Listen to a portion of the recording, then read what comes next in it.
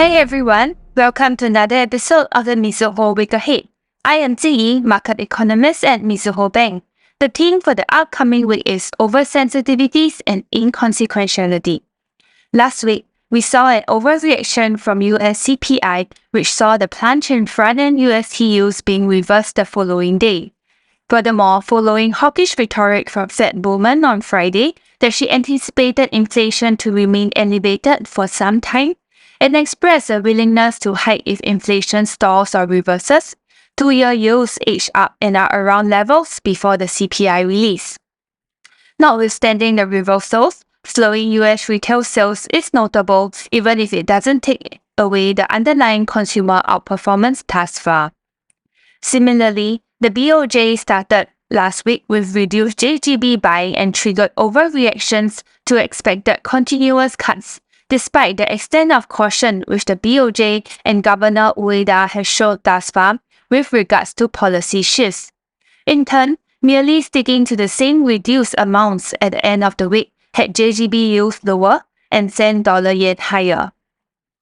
Meanwhile, Chinese risk assets in Hong Kong rallied amid solid demand at its ultra-long bond issuances, but optimism around property market stimulus still remain cautious as CNH remained an underperformer relative to regional peers, with retail sales disappointment and continued house price contraction dampening the more upbeat industrial production. In EM Asia, the BSP's rate hold came alongside signals on the possibilities of a rate cut in August, leading the Philippine peso underperformance among regional peers. For the upcoming week, Bank Indonesia on Wednesday is likely to refrain from such preemptive signaling, even if the Indonesian rupiah has performed reasonably well since their last meeting. Bank Indonesia will persist with their rate hold and remains unlikely to front-run the Fed in terms of cuts. In Korea, with growth on the upturn backed by semiconductors, the Bank of Korea on Thursday will also be keeping their policy stance unchanged, with little urgency to change either way.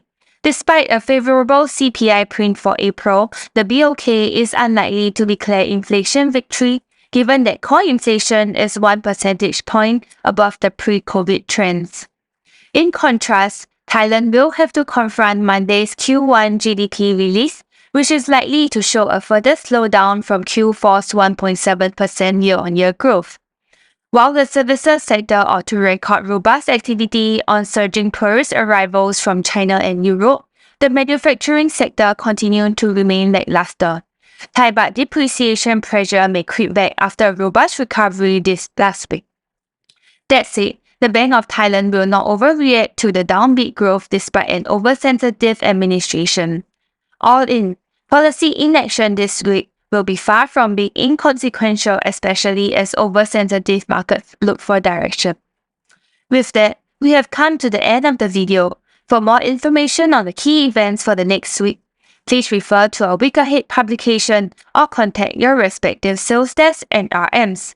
And for regular notifications on our market views, please subscribe to our channel and hit the notification button. Thank you and bye-bye.